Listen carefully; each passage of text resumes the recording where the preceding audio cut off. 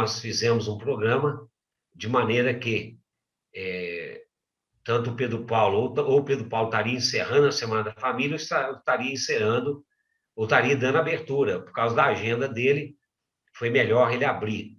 E o Johnny vai estar fechando a Semana da Família no domingo que vem. Então, Pedro Paulo, você é muito conhecido, né, de todos, e seja bem-vindo mais uma vez no nosso meio.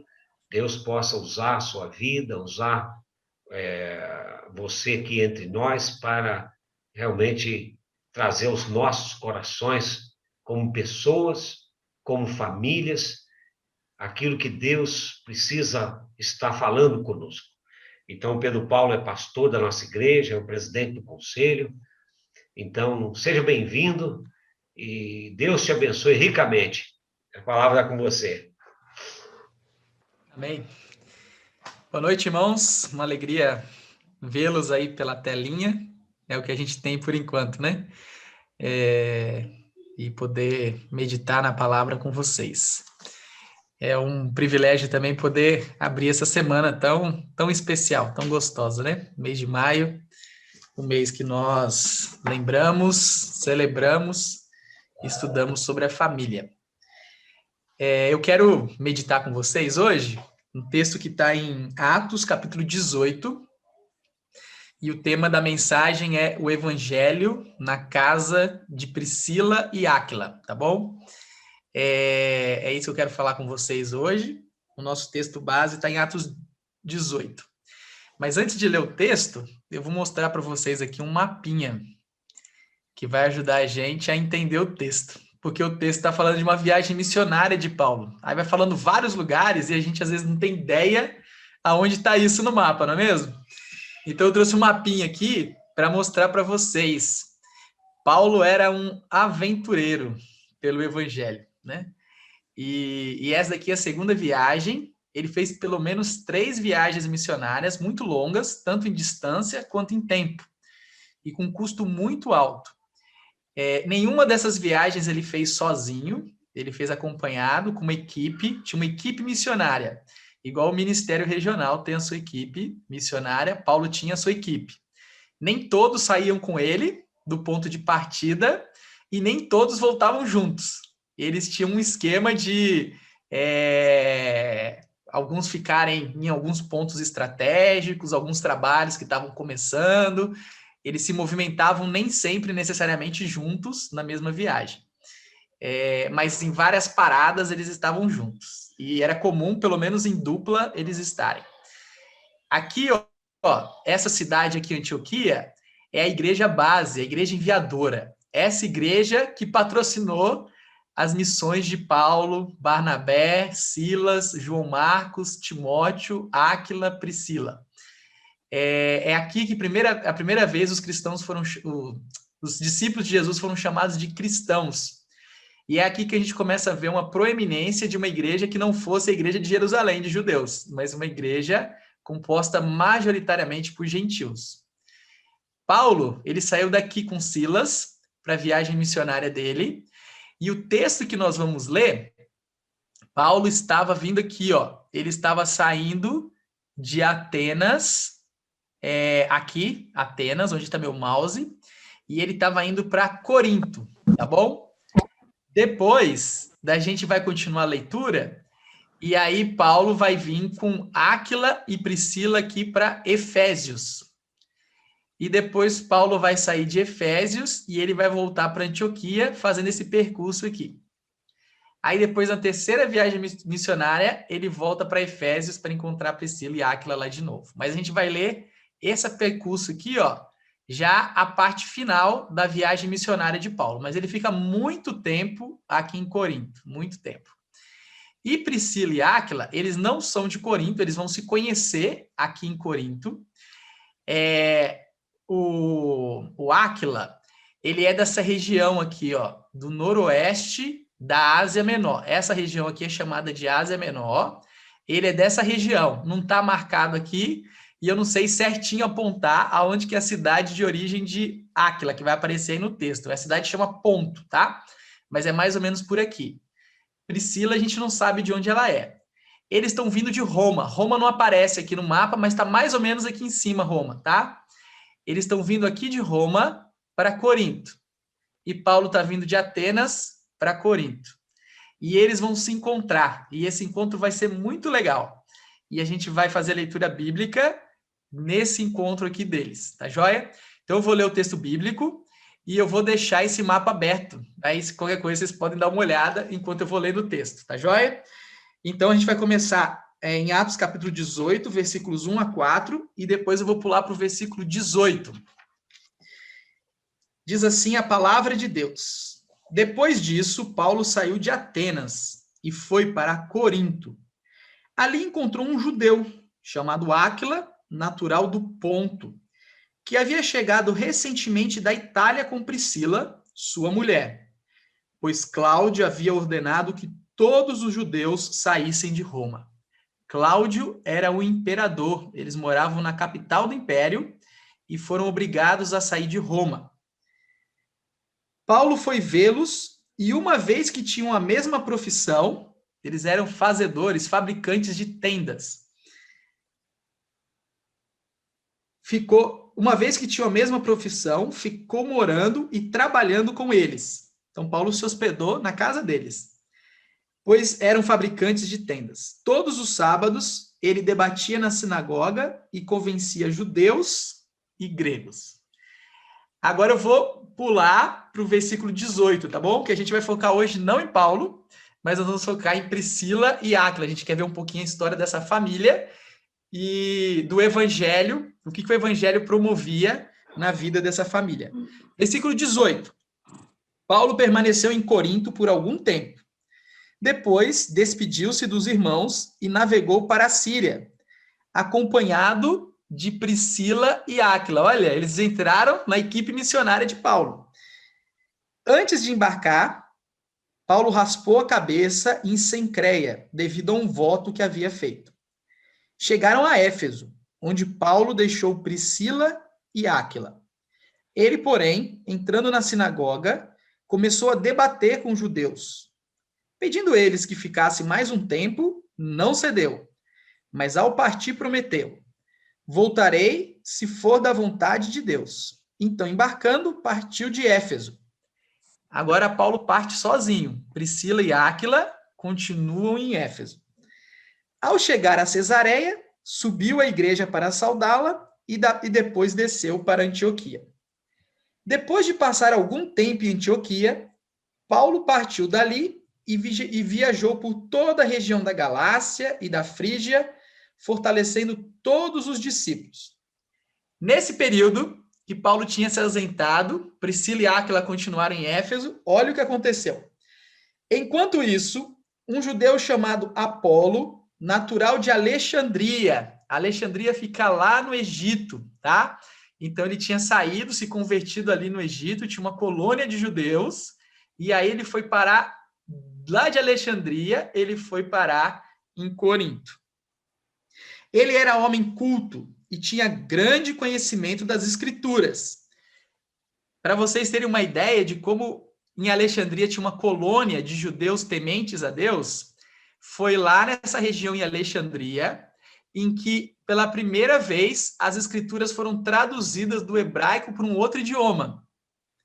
Foi traduzido do hebraico para o grego. Foi a primeira vez que isso ocorreu. Foi uma tradução que durou 100 anos e foi feita por 70 mestres rabinos que residiam lá naquela região, que é chamada tradução de Septuaginta. E é por isso que várias pessoas que não eram judeus tinham acesso às escrituras, porque ela havia sido traduzida para outra língua. E olha o que acontece com Apolo.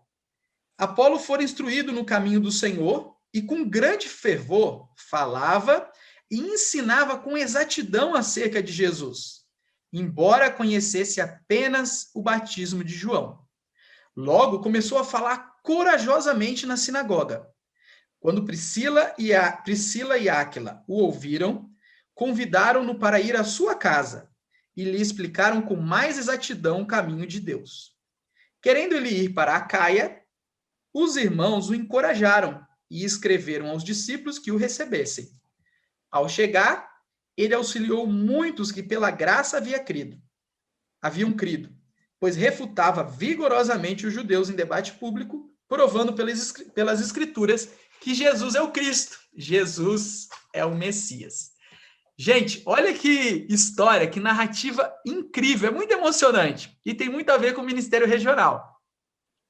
A gente está vendo aqui, o texto está falando para nós de 4 missionários. Desses 4, 2 é um casal. E está falando de que em alguns momentos eles se encontravam, eles estavam juntos na mesma obra, mas em outros momentos eles trabalhavam em regiões diferentes, mas com uma estratégia, com uma equipe, né, trabalhando. E Paulo, Priscila e Áquila se conheceram em Corinto. Paulo deixou eles em Éfeso, uma viagem muito rápida, ele foi embora, ele só vai voltar depois, mais tarde, mas deixou Priscila e Áquila para continuar o trabalho ali, a porta que havia se aberto em Éfeso. Nesse tempo, chegou um discípulo que não conhecia todo o evangelho, ele conhecia uma parte do evangelho, já tinha entendido que Jesus era o Messias, mas ele não tinha todas as informações, e ele foi parar em Éfeso. Não fala como ele foi parar em Éfeso, mas aonde ele parava, ele falava que Jesus era o Messias. E ele vai numa sinagoga, onde os judeus estão lá estudando a Torá, e lá ele começa a provar e discutir com eles e mostrar que Jesus é o Messias. Priscila e Áquila estão lá, percebe que ele entendeu boa parte do evangelho, percebeu o mais importante, que Jesus era o Messias, mas não tinha todas as informações. Ele não sabia sobre o batismo de Jesus, só sobre o batismo de João. Ele não sabia sobre o Espírito Santo. E hoje nós estamos no dia de Pentecostes, né? A descida do Espírito sobre a igreja. Apolo não tinha informação sobre isso. Ele não conhecia a Trindade. E aí, o que Priscila e Áquila fazem? Eles levam Áquila para a casa deles. Lembra que Paulo já tinha morado na casa deles? Agora eles levam Apolo para a casa deles. E sabe o que eles vão fazer? Eles vão discipular Apolo. E eles vão discipular Apolo por um tempo, vão ensinar o que Apolo não sabe, e Apolo, depois que é instruído, e ele entende essa outra parte que ele ainda não tinha, essa informação das boas novas do Evangelho de Jesus Cristo, aí ele vai partir para Corinto, a cidade da onde Priscila, Áquila e Paulo tinham partido, e lá ele vai fortalecer a igreja, e vai ser uma bênção na vida da igreja de lá. Gente, olha que dinâmica muito interessante de missões que a gente está vendo aqui. Eu quero focar com vocês sobre a vida de Priscila e Áquila. E chama muito atenção a vida dessa família, a vida desse casal. Por que chama muita atenção a vida desse casal? Porque esse casal, eles acolheram o evangelho. Eles saíram lá de Roma, a gente não tem muita informação, a gente sabe que o imperador Cláudio mandou eles embora. Existem alguns textos que dá para a gente entender que eles foram expulsos lá de Roma, junto com outros judeus e cristãos. O imperador romano não entendia nada disso, de cristão, cristianismo, eles achavam que era tudo a mesma coisa. E tem uma confusão lá, por causa de um tal judeu cujo nome era Cresto, tá?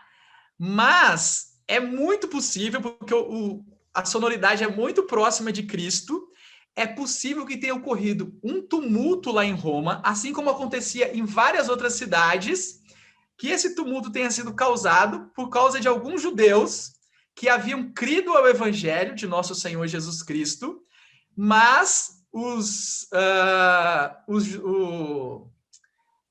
rabinos ali daquela sinagoga, né? Os judeus ali tinham ficado com ciúmes, e aí eles começaram a perseguir os cristãos que estavam naquela região. E aí causou uma confusão.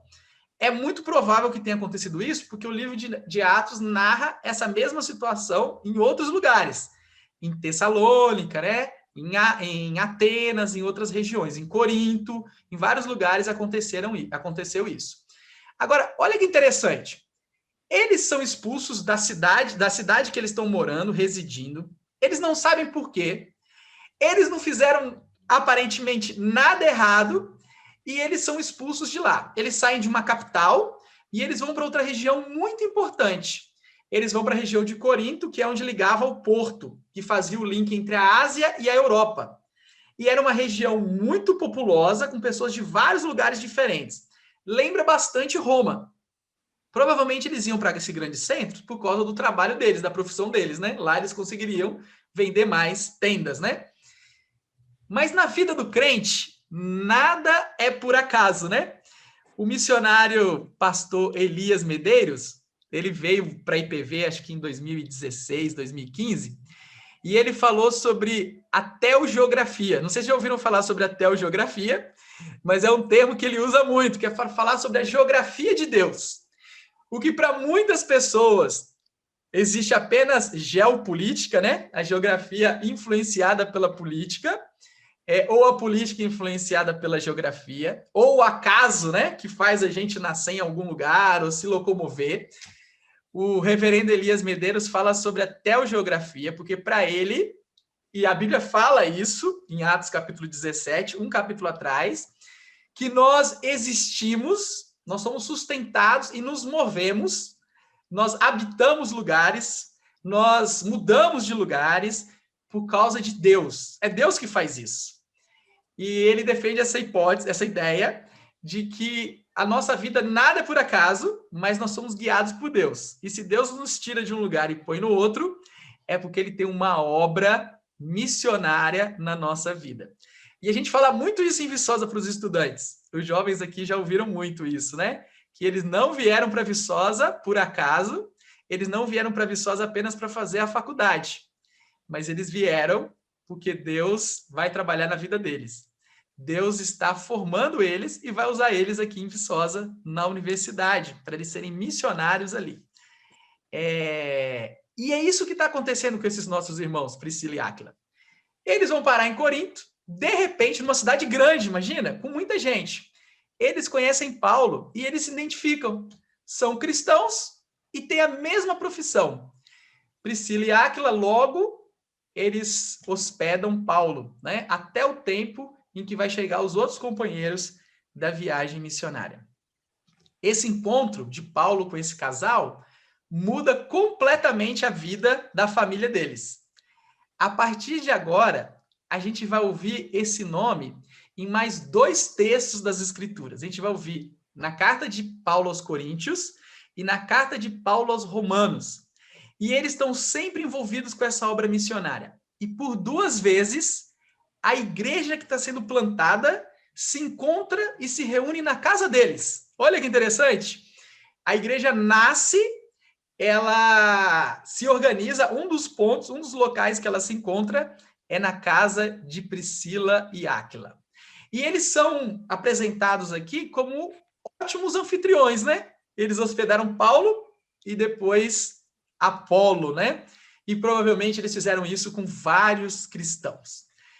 Gente, olha que maravilhoso o que acontece na vida desse casal quando o evangelho, quando eles estão a serviço do reino de Deus, quando o evangelho chega na vida deles. Nós não sabemos nada se eles têm filhos ou não. É possível que eles tenham. Não é um costume nas escrituras mencionarem os filhos. É uma possibilidade que eles tenham filhos. Mas a gente não sabe, a gente não tem essa informação se essa família era só os 2 ou se tinha mais gente, como que era esse trabalho aí. Mas o que a gente sabe é que, por causa da profissão deles, que era muito flexível, eles eram tipo autônomos, né? Eles tinham facilidade de se locomover. Então, de Roma, eles foram para Corinto, de Corinto, eles vão para Éfeso, de Éfeso, eles voltam para Roma. São grandes cidades, grandes capitais, e é uma família que está em locomoção. E sempre relacionado com essa viagem missionária no começo da igreja, plantando igrejas, fazendo discípulos, ensinando e instruindo os novos cristãos que chegam à fé em Cristo. E eu quero trazer esse texto para vocês hoje, né? A gente abrindo essa semana da família e falando sobre viver a vida comum do lar em tempo de pandemia. Eu queria falar isso por alguns motivos. O primeiro é que, assim como Áquila e Priscila, uma situação muito inesperada fez com que a vida deles tivesse uma grande reviravolta. Eles foram expulsos de onde eles moravam. E existe uma similaridade com o que acontece conosco hoje, né? Qual que é a similaridade? Existe uma grande pandemia que chegou, a gente não esperava esse trem. Quando ele chegou, parecia que ia ser algo muito curtinho, nós tínhamos expectativa que daqui a um mês a gente voltaria à nossa vida normal, e já se foram 15 meses que a gente está vivendo dessa forma. E nós não temos perspectiva de quando a vida voltará àquela forma antiga que nós vivíamos. Ou será que ela vai ser parecida com o que nós vivíamos? Nós não sabemos nada do que vai acontecer. As perspectivas mais otimistas que nós temos é que em 2022 a pandemia vai diminuir bastante e a gente vai poder voltar a algum nível de normalidade, né, dos nossos relacionamentos. Olha que coisa dificultosa que aconteceu na nossa vida. Assim como Priscila e Áquila, nós fomos impedidos de várias coisas. Nós fomos impedidos de relacionamentos, de atividades, várias coisas difíceis aconteceram nas nossas vidas. Talvez alguns aqui tenham perdido emprego, né? Tido várias dificuldades, reduções na renda e assim por diante, situações mais diversas possíveis. E aqui a gente vê na vida desse casal, e um princípio nas Escrituras, é que todas as coisas cooperam para o bem daqueles que amam a Deus. E isso vale para a família. Deus está operando nas nossas vidas, e as coisas que acontecem na nossa vida não são por acaso. Elas não estão pelo destino, né, fadadas a acontecerem, acontecem acidentalmente, nada disso. Elas acontecem porque o nosso Deus permite e porque ele tem um plano, ele usa todas essas coisas para a glória e o louvor dele. E ele tem todo o interesse na nossa vida e na vida das nossas famílias.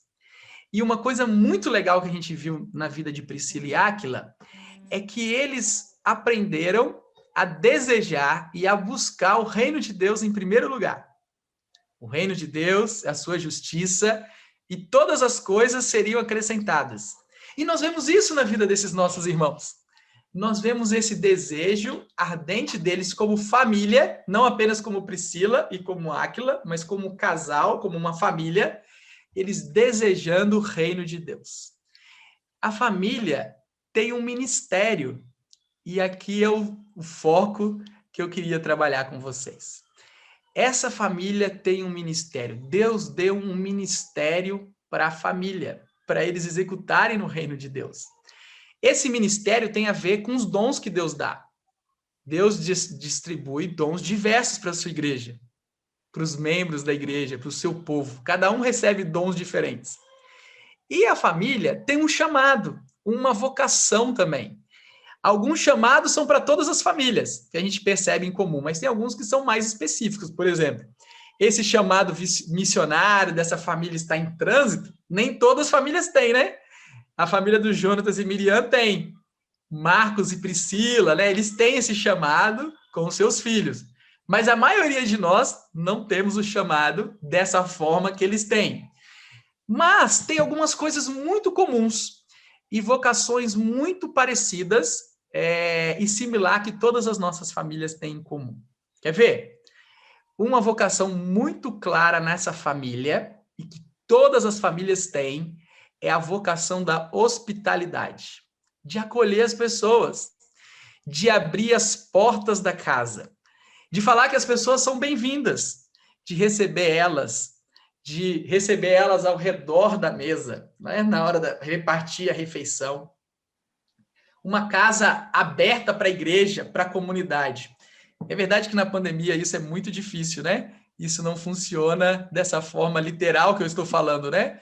Mas funciona da gente abrir a nossa família para os eventos, para as atividades, né? Da igreja. Também, estrategicamente, se envolvendo com os vizinhos, se envolvendo com famílias próximas, famílias que às vezes a gente pode se aproximar por causa de filhos, né? Que são amigos, ou de alguma outra forma que a gente pode conhecer. Todas as famílias cristãs têm essa vocação. E essa é uma marca da Igreja de Jesus. A Igreja de Jesus é uma igreja acolhedora e hospitaleira. Essa marca está em toda a história da igreja. Olha que legal o que o livro de Hebreus fala para a gente. Capítulo 12, versículo 3. O livro de Hebreus diz assim, esse é um texto bem legal para nós gravarmos no nosso coração. Não, desculpa, não é 12:3. É 13, desculpa. É 13:3. Não, 13:1-3. Olha que marca legal e como a gente pode fazer essas coisas em família. Diz assim, Hebreus 13, versículo 1. Seja constante o amor fraternal, o amor pelos irmãos, o amor em família, o amor entre amigos, o amor entre irmãos da fé. Não se esqueçam da hospitalidade. Não se esqueçam dessa prática. Essa é uma prática comum do povo de Deus. Essa prática está presente ali desde Abraão. Foi praticando-a que, sem o saber, alguns acolheram anjos. Olha só, essa é uma vocação que todos nós temos como povo de Deus. E sem saber, literalmente, alguns chegaram a hospedar anjos, né? Essa foi a experiência de Abraão, essa foi a experiência de Ló, mas às vezes não é anjos literalmente, né? Mas pode ser anjos no sentido de Apocalipse, né? Pode ser anjo no sentido de servos de Deus, né? De pessoas que estão em missão em nome de Deus. E nós podemos acolher essas pessoas. Lembre-se dos que estão na prisão, como se aprisionados com eles. Dos que estão sendo maltratados, como se vocês mesmos estivessem sendo maltratados. O casamento deve ser honrado por todos. O leito conjugal conservado puro, pois Deus julgará os imorais e os adúlteros.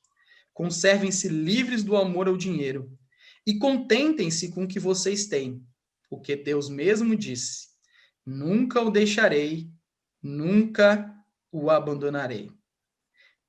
Podemos, pois, dizer com confiança: o Senhor é o meu ajudador, não temerei. O que me podem fazer os homens? Gente, olha que chamado, que convocação para as famílias. Famílias que são hospitaleiras e acolhedoras. Famílias que se identificam com os necessitados. Famílias que se identificam com aqueles que estão sofrendo por vários motivos. Existem várias motivações diferentes, né? Causas diferentes. Mas nos identificamos com essas pessoas, abrimos a porta e ajudamos elas nas suas necessidades. Aqui fala o nível de identificação até mesmo com pessoas que estão aprisionadas, né? Que estão sofrendo e sendo maltratadas na prisão. Fala também sobre a importância do nosso lar, da nossa casa, do matrimônio ser conservado, puro. Nós fugimos dessa aparência, dessa forma hoje tão maluca do nosso mundo, né? De relacionamentos abertos, dessa vida de adultério, né? Tão comum, tão vista. A gente valorizar e fazer todo o esforço para conservar as famílias unidas como forma de um testemunho para o mundo, uma forma de bênção e de acolhimento. Fala também sobre a importância da gente, como família, não se apegar ao dinheiro, à riqueza, essa não ser a prioridade, né? O anseio, né? O propósito da nossa vida, mas que a gente possa lidar bem com os recursos, com o dinheiro e com as nossas finanças, para que a gente não lide com elas com forma de avareza, mas que a gente possa repartir e compartilhar os recursos que o Senhor nos dá. Por que nós podemos fazer isso e viver dessa forma nesse mundo, sinalizando o reino de Deus, mostrando uma forma diferente de viver, uma forma acolhedora, cheia de amor, uma forma amiga, uma forma muito diferente que o nosso mundo está acostumado. Por que a gente pode fazer isso? Porque nós confiamos no Senhor. Porque o Senhor é o nosso ajudador. O Senhor é quem cuida de nós. O Senhor é quem supre as nossas necessidades. É uma forma muito diferente de viver que nós vemos nessa família que o Evangelho entrou na casa deles. uma família cooperadora. Uma família que se tornou cooperadora do ministério de Paulo. Meus irmãos, eu fiquei em dúvida se eu ia falar para vocês de Priscila e Áquila ou se eu fosse falar para vocês da família de Daniel, de Misael, de Ananias e de Zacarias.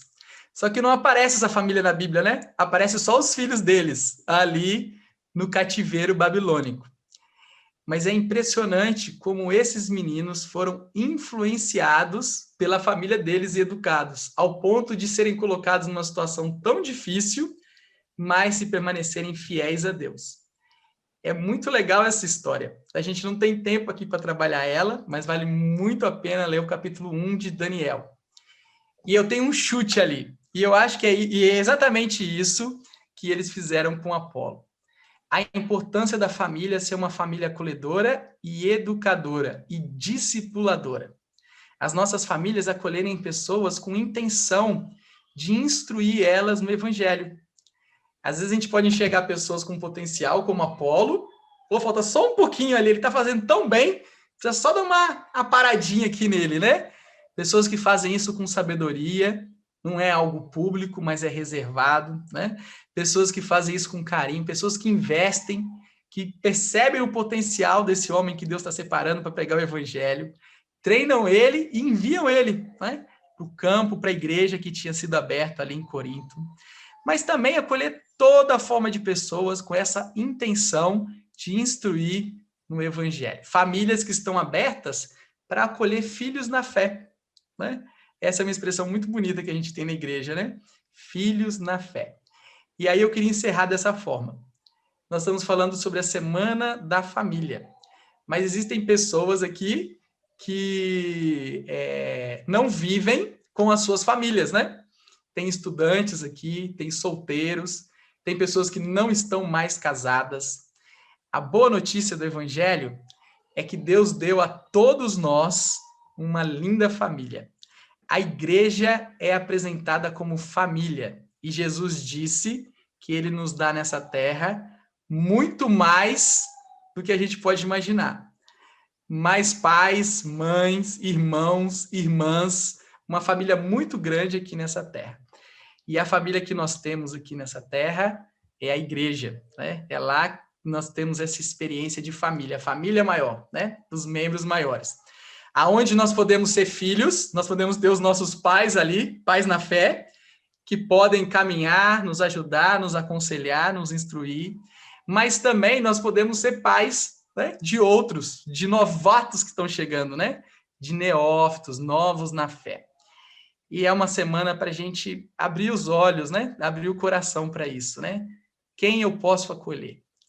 Como que eu posso receber as pessoas? Como que eu posso ajudar? Como que eu posso investir na vida de alguém? Como que eu posso compartilhar esse amor fraternal?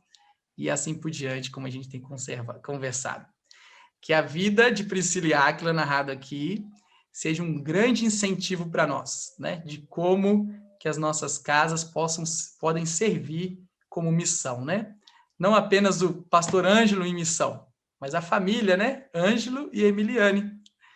Não apenas o José Maria e a Alessandra, né? Separados, né? O José Maria fazendo aquilo, a Alessandra aquilo, mas como que essa família pode servir. Não apenas a Flávia, o ministério da Flávia, mas como a Flávia, com seus filhos como família, podem servir ao Senhor. E assim por diante. É isso. Devolvo a palavra para você, Ângelo.